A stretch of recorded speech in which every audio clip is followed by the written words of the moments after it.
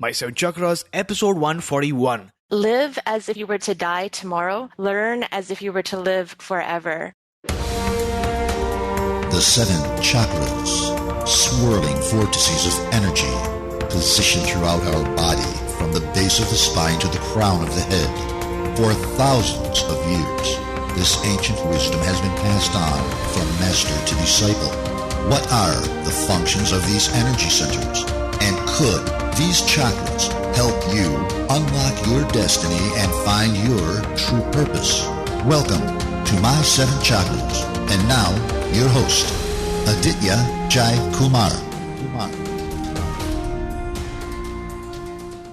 What's up, action takers? AJ here, founder and host of My Seven Chakras, your on-demand radio station for a transformation. Your source for practices that can help you balance your chakras and clear off any stagnant energy, and the show where we not only talk about practice but also learn about how our guests use those practices to overcome massive challenges in life. This is a show where we encourage vulnerability because no one is perfect, although we always put our best foot forward or a hand forward in case you're doing a headstand. Action Tribe, we have a super episode for you today, but before that, I want to ask you this one question. What is your one-line definition of yoga? That's right. What is your definition of yoga? In just one line. So post your replies on social, whether it's Twitter, Facebook, or Instagram, and make sure you're using the hashtag My7Chakras so that I can find you, find your message, and get inspired by you. And with that, we are now ready to welcome our featured guest for today, Phyllis Chan. So Phyllis, are you ready to inspire? I sure am, AJ. That's great. Phyllis's classes are inspired by her love of travel, nature, music, meditation, and a personal yoga practice. She has practiced yoga since 2003, and she began teaching in 2011. With a love of adventure, Phyllis brings a spark of enthusiasm and playfulness to her yoga classes. A consistent practice has brought peacefulness and joy, which she loves to share with those around her. Phyllis teaches for Westcoast Hot Yoga and Yyoga. She also teaches private classes, corporate classes, and internationally in studios, small ocean platforms, and yoga festivals. As a dedicated student fascinated with the human body, Phyllis is studying Kinesiology at Langara College with the intention of pursuing an education in physiotherapy. Last year, Phyllis was accepted into the 500-hour Dharma Yoga teacher training where she learned from 76-year-old living yoga master, Sri Dharma Mittra. So Phyllis, that was a short intro about your story, but take an extra minute and tell us a bit more about your life. Sure, AJ. Thank you for that nice introduction. So I'm a yoga teacher from Vancouver, and I teach mostly power vinyasa, but I also love teaching the more gentler styles of hatha and yin. So currently, I'm teaching at the Pacifica Treatment Center where I'm working with students who are dealing with drug and alcohol addictions, and I'm seeing how the therapeutic yoga is really benefiting them. I'm married to a wonderful partner. We've been together for about 14 years, and we both love to travel and explore new cultures. Our favorite place right now is Thailand, and I just love that place. It's like paradise. We keep going back again and again. And I've been really blessed with the opportunity to teach yoga retreats and to teach classes out there as well. So I love connecting with people and I love learning new things. And this summer I've started learning how to play harmonium, which has been really exciting for me. So that's wonderful. Thanks a lot for that amazing intro. And I really look forward to learning more about your adventures in your story and how yoga plays a role in all of that. But before that, let me ask you, what is your favorite inspirational quote? And also tell us how you apply this quote in your day-to-day life? My favorite quote right now is one by Mahatma Gandhi, and he says, "Live as if you were to die tomorrow. Learn as if you were to live forever." So I live in a way where I try to do something inspiring every single day. I follow my heart and I like to live my passions. And so that involves spending time traveling and going on big adventures. I learn as if I were to live forever. I do that by not letting my age stop me in pursuing knowledge. So when I first started teaching yoga, I was a little bit uncomfortable touching and giving physical assist in class. And so what I did was I took a Thai massage training, and this was really beneficial because it taught me how to move bodies, not only physically, but also energetically. And in this training, they actually took us to the Chiang Mai University, where we got to take an up-close and personal look at cadavers. And I really solidified in my mind how lifestyle can affect your physical health. So I'm also learning a few different things right now. I'm learning how to boulder. I'm in this Women in Bouldering course. And tomorrow I'm going up to Wanderlust, where I'll be leading a yoga class for outdoor rock climbing adventure up in Whistler. Well, that sounds really exciting. Love the quote, learn as if you were going to live forever. And Action Tribe, because you are listening to this podcast right now, we all know that you are learning as if you are going to live forever. So Phyllis, let's start with this. What is your definition of yoga? Yoga means union, and it's taken from the Sanskrit word yuj, which means to yoke. And so some people would say that it's a connection of your mind, body, and spirit. Also, it's the unity of microcosm and macrocosm. And if you're really spiritual, some people would even say it is uniting to God or to a higher self, higher purpose. Wonderful. So thanks a lot for that response. You said it means union, yoga, unity of mind, body, and spirit. Now, Phyllis, many of our listeners want to become yoga teachers, and they also say that teaching is the best form of learning. So for all the people listening to this episode right now, how do you get started as a yoga teacher? What's the process like? To get started as a teacher, I find that it's important to have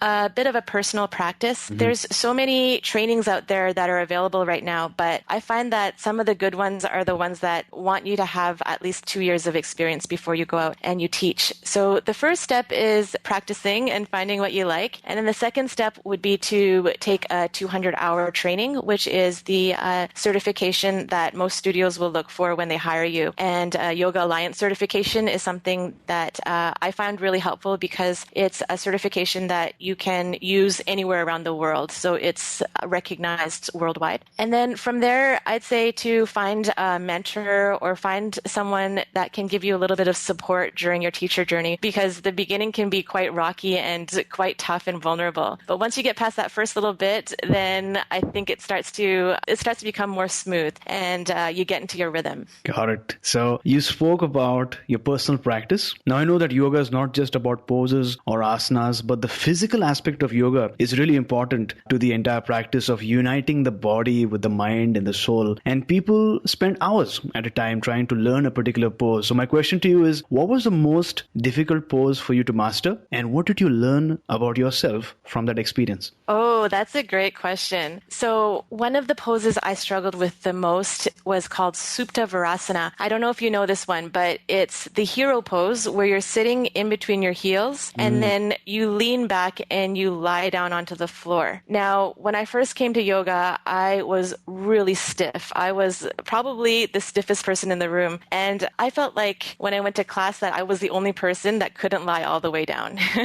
Now, that's something in my own mind, but I know usually there's probably 5 or 6 people, but it takes a lot of flexibility to release into your quad muscles to come down. And so at the beginning, it was a lot about ego and making sure that I wasn't pushing myself into pain because I wanted to fit in with everybody else. And it took a few years, probably about 6 years before I could reach that flexibility of coming all the way down. And I think it was a big lesson in humility. You know, when you let go of trying to perfect the pose because you want to look cool, that's when it starts to happen, it starts to happen more organically and more naturally. So when I stopped caring and just doing my best every single class is when it started happening. And even now, you know, if I was to practice in the morning, sometimes I can do it, sometimes I can't. I just try not to get too attached to it. Wonderful. It's interesting to note that as you were able to let go of your ego, your thoughts about fitting into, you know, that group around you and really learning to embrace your humility, it became a bit easier for you to get into that pose. So it's like a perfect example of mind and body and the connection between the two. Now, based on your experience, one aspect of yoga is doing or performing yoga in a studio. And then there's another experience of, you know, going for a retreat. What's the difference between attending a yoga class at a studio and actually taking part in a retreat? Well, With the yoga retreat, I really enjoy yoga retreats because usually you tend to go somewhere else outside of your regular day-to-day life. So the retreats I was leading was out in Thailand. So you're basically in paradise and you're moving away from all the hustle bustle of your everyday life. And I find that what happens on these retreats is you get to go a little bit deeper. So I'm spending more time with the students, like about 7 to 10 days even. And every day we're building on the practice, going deeper and deeper. And we have lectures on philosophy. We do a lot of partner work and hands-on assists. And also the group starts to really get to know each other really well as well. And often that's one of the things that they like the most is you have people from all over the world who have similar interests, and we all eat together, and we talk yoga and we explore all these different ideas that we have coming together. So when you compare that to a 1 hour or 75-minute studio class in the city, I find that it's like a really nice way to integrate your practice into your being. Wow. So it's like a healthy holiday for mind, body, and spirit. Exactly. Yes. And we're also eating really healthy food, sometimes organic, that kind of thing. Yeah, because some of these retreats are hosted in really amazing and picturesque locations, right? Like in Greece or maybe Bali, Indonesia, somewhere in Mexico. Really beautiful.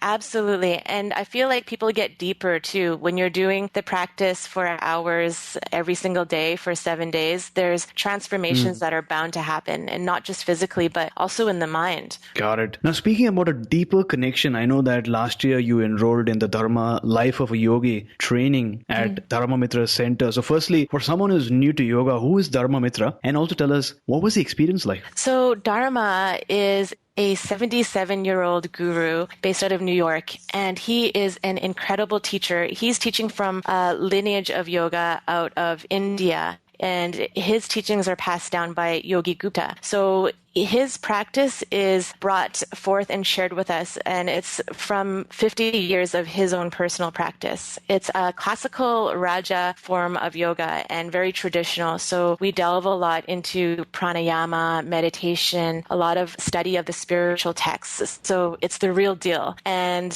when you're doing the training, it is quite strenuous. You have committed to doing personal practice plans where you're on a Satvik diet. You're very clean. You're not eating meat or drinking wine or coffee or sugar or flour. And you're meditating for about an hour a day. You're doing chanting, you're journaling. You're really delving deep into the practice. You're also committing to practicing every day. So yeah, it was an incredible training. It was definitely one of the most intense that I've ever heard of or ever been in, but I really love it. When I look at the people who practice Dharma, they tend to have really beautiful open back bends because it's a devotional practice. But also, I was really struck by how humble everyone is. Dharma is incredibly humble man, and all of his senior students are the humblest people you'll ever meet. So when I met them, I just knew that was the style that I wanted to delve more into. So you spoke about the Satvik diet, no meat and a plant-based diet, basically, right? So what was the reasoning behind that? Satvik is one of the states. It's one of the gunas, and so it brings you into a peaceful state of mind so that you can meditate. So you're not eating spicy foods because these things can aggravate the mind, or garlic or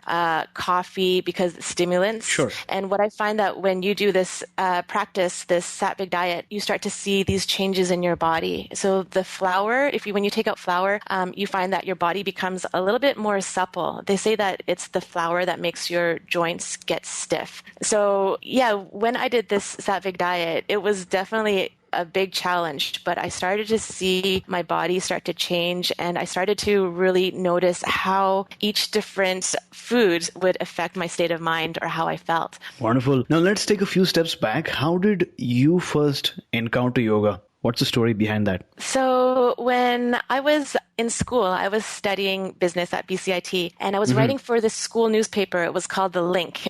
Okay. And one day, the editor had asked me and a good girlfriend of mine, why don't you guys go write this article on Bikrams? I have a couple free passes. So we went to the class, and it was down on Alberni Street. And I remember going and just being amazed by how good the practice made me feel. When I walked out of class, I felt like $1,000,000.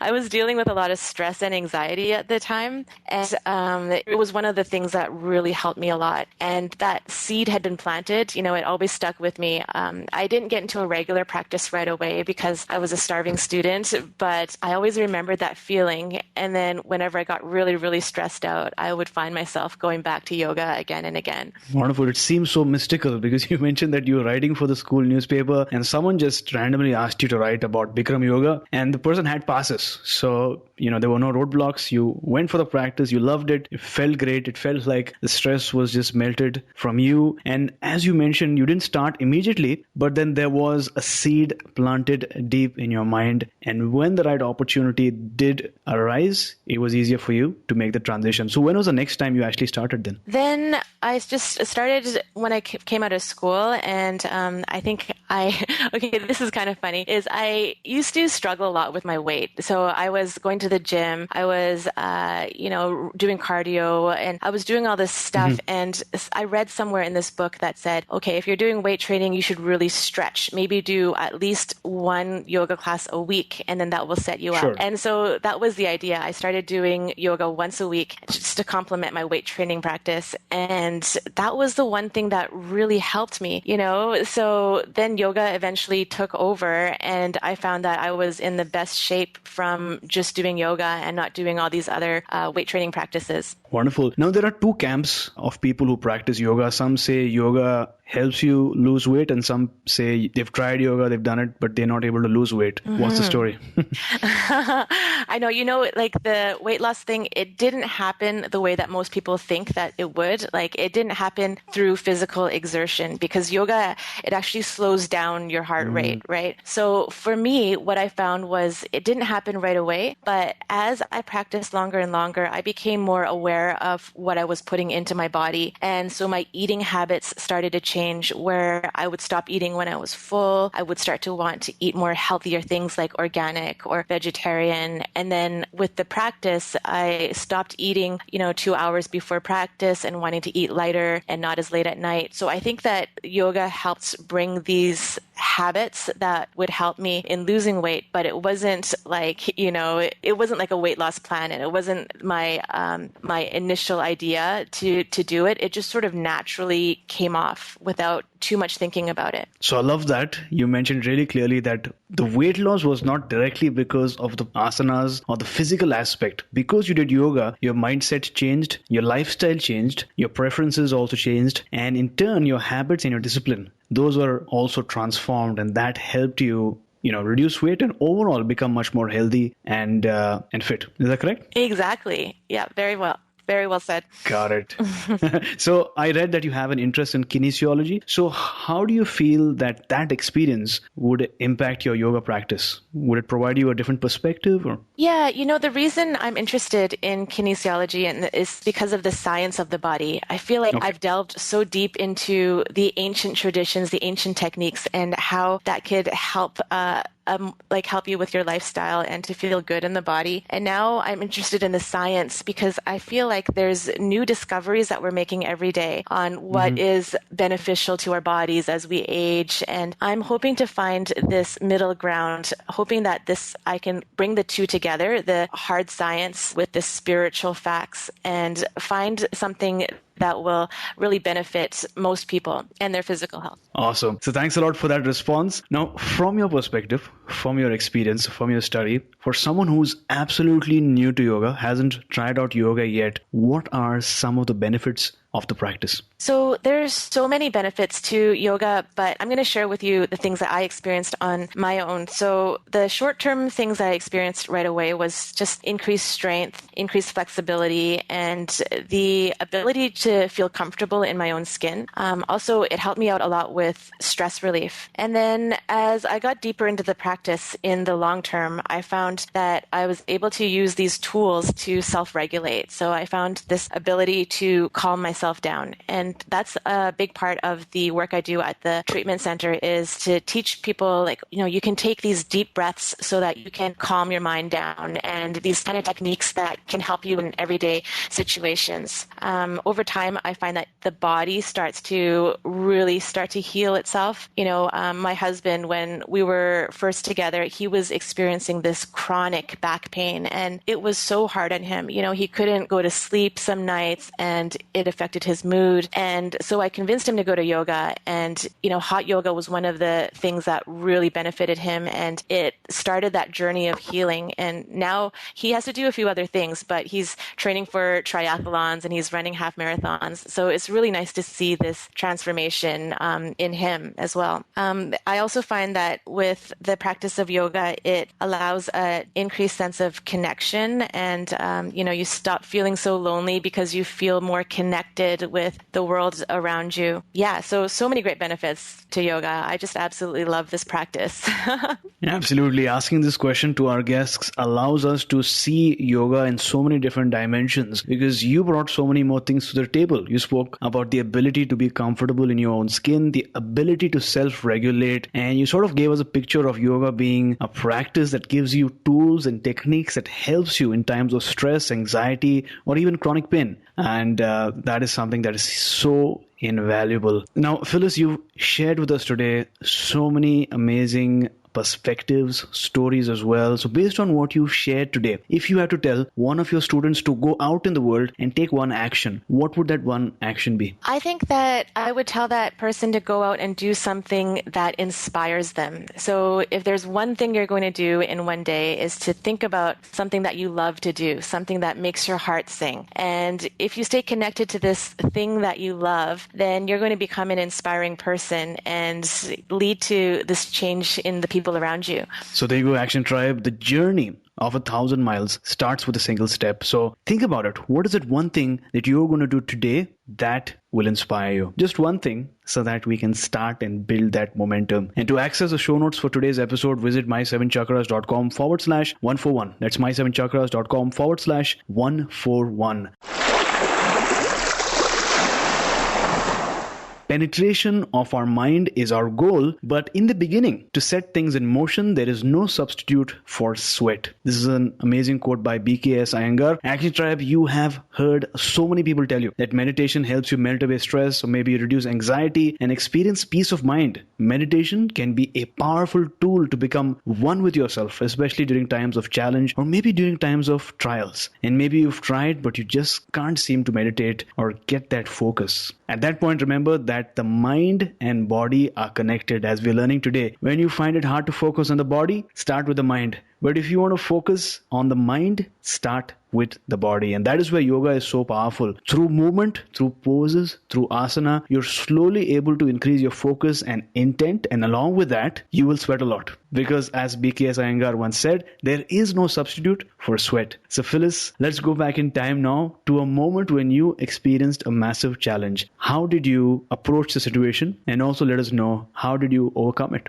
Okay, so this all happened when I was about to turn 30, and I really like to say that I had a midlife crisis when I was 29 years old. And the catalyst for all of it was when my partner had proposed to me. And I was thinking, this should be the best moment of my life, right? But it shed some light onto how I was feeling at the time. And at the time, I was working this job at what I thought was my dream job at the time. It was a job in a fashion agency in Vancouver. And it was one of those jobs that, I worked a lot, and I was working for years and feeling really burnt out. And on the outside, it looked perfect. I had a good job. I was wearing nice clothes, and I was with the guy that I loved and going to all these fun, fancy restaurants and things like that. But underneath it all, I started to feel this dark void, this emptiness, this loneliness. And I felt like at that point, I asked myself, like, what am I doing? This is not the life that I want to live. I realized that I was actually quite miserable and not the happiest person to be around. And what it came down to was I realized that I had set aside my dream to travel. And so I had quit my job and I went traveling for a year. And I explained it to him, like saying, of course you're welcome to come, but I need to do this whether you come or not. And I want to go away for a year. And everybody just thought I was crazy. His friends were like, what's going on? You propose and she wants to take off halfway around the world. And my boss was saying, it doesn't make sense. She's making good money. Like, why? I don't understand. And, it didn't matter that it didn't make sense to other people. I just knew that it really made sense to me. And so on this trip, I decided that I was going to do all of the things I didn't have time to do because I was so busy at work. I decided to take a yoga teacher training. I did a 10-day Vipassana. I got a SLR camera and I delved into photography and met all kinds of cool people, went on all kinds of cool adventures. And that was a really pivotal point in my lifetime. It gave me the freedom to see what I wanted to have in my life. And it gave me the ideas of how to create the life that I wanted to live. And what ended up happening was my partner ended up coming out and meeting me partway through the trip. And he discovered he loved traveling too. So when we came back, we made those changes. We structured our lives so that we could work for 9 months of the year at home and then go travel for 3 months of the year.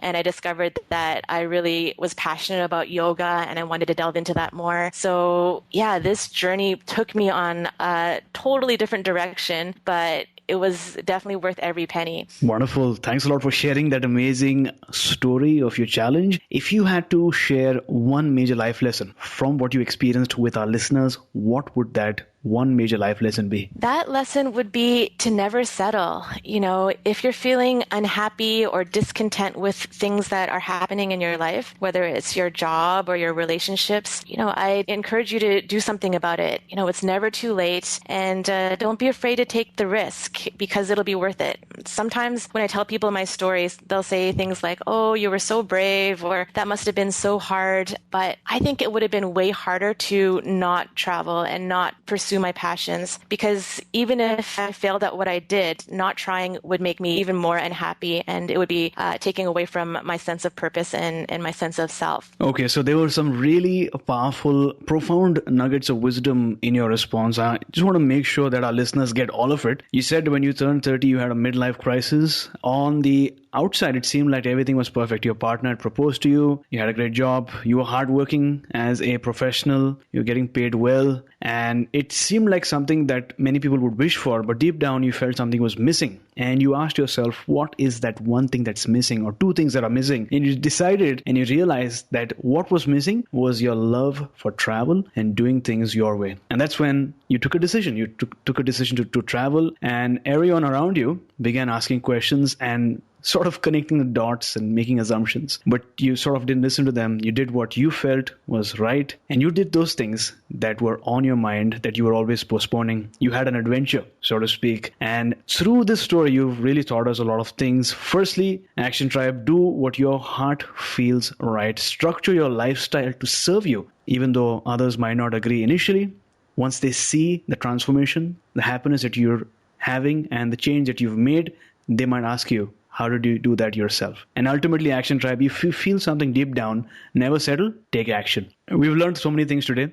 We've learned about yoga. We've learned about life. We've learned about embracing our challenges. We've learned about going on that epic quest and becoming like the hero or heroine of your own journey. Yoga is not just about doing poses. It's not just about showing your perfection. And it's definitely not about how flexible you are. Yoga is about making an effort. It's about showing up each and every time. Yoga is about taking action. And that's why it's your turn now, as Phyllis shared earlier, to go out in the world, decide what is that one thing that you want to do that really serves you, and take action towards your vision. Write down your goals, visualize them every day, and read them out. And remember the words of Pamela Wall Star, who once so eloquently reminded us, reach high, for stars lie hidden in your soul. Dream deep, for every dream precedes the goal. So Phyllis, as on today, at this moment, what is your life's calling? My calling is what in yoga we call our dharma, right? That's our duty or our life's purpose. And I believe that my dharma is to be a yoga teacher. I really love to help people. I love to learn about yoga. Like right now, I'm at this place where I feel so thirsty for spiritual knowledge. I never get tired of learning more. And, it never really feels like a job because time flies when I'm teaching and I just enjoy it so much.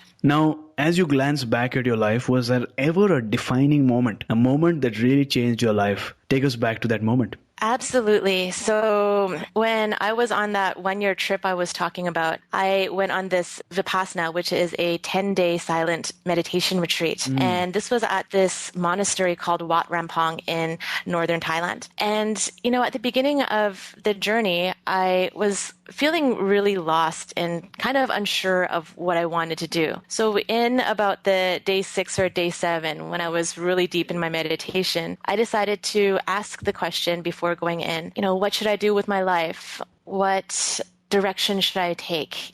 Please guide me. And then I sat down into this meditation and I remember it so vividly because it was different from any other experience that I had. I closed my eyes and I started to see all these colors and I started to visualize what my life would be like if I continued on the path that I was going on. And it was like watching a movie, just like seeing these really quick flashes, seeing these moments and just feeling those emotions that came with it. So I'd see, me having dinner with my partner or, being dressed up in a suit and going to work. And the feelings and emotions I felt from that period all seemed to be a little bit, stressed. And I felt like this unhappiness or this unsettledness. And it was like you could see that there was this financial wealth, but there was some underlying unhappiness that was behind it all, like tension. And then when I started to visualize teaching yoga, I started to feel these feelings of happiness and bliss. And I would see little glimpses of me teaching a busy class and having these rich, fulfilling relationships with people, interacting with students. And when I thought about that, it was like just so different. And I knew that I wanted to pursue yoga because it felt like something I hadn't really felt before. It was just ecstatic and open and warm. And, I hadn't even done my yoga teacher training at that point. I was going to do it a month later. So this experience really struck me. And when I finished the meditation, I just sat back and was like, wow, what was that? And from that point on, I just knew that everything was going to be very different. So what was the experience like once you finished those 10 days of meditation, those 10 days of silence? When you came back to normal world, did you feel awkward with all the bustle and noise around you? Absolutely. That's a great question. You feel so...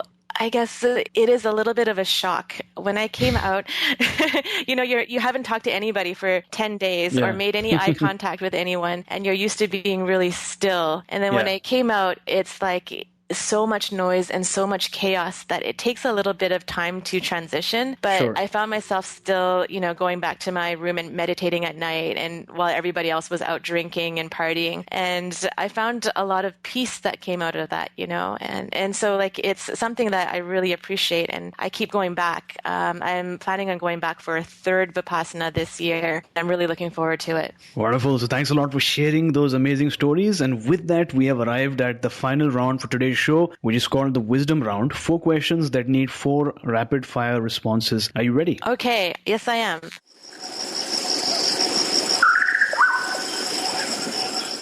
What is the best advice that someone's ever given you? So when I was in college, I went to visit Sebastian's Aunt Susie in Montreal, and she came over to me, and I'm this young kid, and she's like, "Hey, Phyllis, what do you want to do when you grow older?" And I just looked at her and I said, "I don't know." And she said, "Why don't you do something that you love?" And I responded with, "Well, what if I'm not good at it?" And she said, "If you love it, you'll be good at it." So name a personal habit that keeps you strong. Personal habit that keeps me strong is my meditation practice. I find that it's such a nice way to clear out the mind from distractions or any tension that came through the day. So it's something that often brings me peace of mind and reminds me of non-attachment. So Phyllis, what is your morning routine like? Or do you have a routine in the first place? My favorite routine happens when I'm in Thailand. I usually stay in a little bungalow on the beach. And what I do is I wake up at about 5:30 in the morning and I walk out to the beach before anybody else is there. And I do my meditation for about 15 to 30 minutes, usually the Vipassana meditation. And then as the sun starts to come up, I'll put on my headphones and I'll go for a beach jog. I'll listen to electronic music and I'll run with bare feet. And it feels so nice to feel my toes in the sand. And so I'll run up and down the beach. And after about 30 minutes or so, I'll jump into the water and I'll go for a swim into the ocean. And it's so nice. Then from there, I'll come out, get ready, have a fresh fruit shake or something like that. And then I'll go to yoga. And that's my best morning ritual. I love doing that. Great. So name a book that you'd like to recommend for our listeners today. The Alchemist by Paulo Coelho. So when I was younger, I kept hearing about this book. Everybody kept telling me, like, this is my favorite book. You have to read it. And this is a book that really changed my life and made a big impact on me. I read it about once a year, and it's a gift that I usually give people and kids and people like that. It's a story about a young shepherd following his dreams. And the idea in this book is that everybody knows what their personal legend is when they're young. And that's personal legend is something you've always wanted to accomplish. And so there's this quote that I often share in my yoga classes, and it goes, when you want something, all the universe conspires in helping you achieve it. So I love that book, and I highly recommend it. Action Tribe, to access today's show notes, once again, visit my7chakras.com/141. That's my7chakras.com/141. So Phyllis, it was phenomenal talking to you today. Before you go, tell us one thing that you are super grateful for, and also tell us the best way we can find you. Today, I am super grateful for just being invited to be on this show and to get to talk to you. I find this show really inspiring, and I really enjoy listening to your podcast. So thank you for the invite. You can find me by my website, which is phyllischan.com. So there you go, Action Tribe. We learned so many things today. We got so many new perspectives today about yoga, the philosophy of yoga. We spoke about retreats. We spoke about taking action and not waiting for the right moment. So whatever's in your mind right now, whatever dream, vision, or goal you had, and you were sort of not sure whether it's the right moment to take action, I would suggest write it down first and then find someone who is already successful in the sphere that you want to be and emulate them. Because as Tony Robbins said, success leaves clues. So instead of reinventing the wheel, find a mentor, find a coach, or speak to Phyllis by going to phyllischan.com. The link is up in the show notes. So, if you want to know more, you can go to our website /141. So Phyllis, thank you so much for coming on our show, talking to us about the healing power of yoga and taking us one step closer to a human revolution. Thank you so much, AJ. It was a pleasure. You were listening to My Seven Chakras. Go to mysevenchakras.com. Download your free gift, get inspired, and take action. Transform your life today.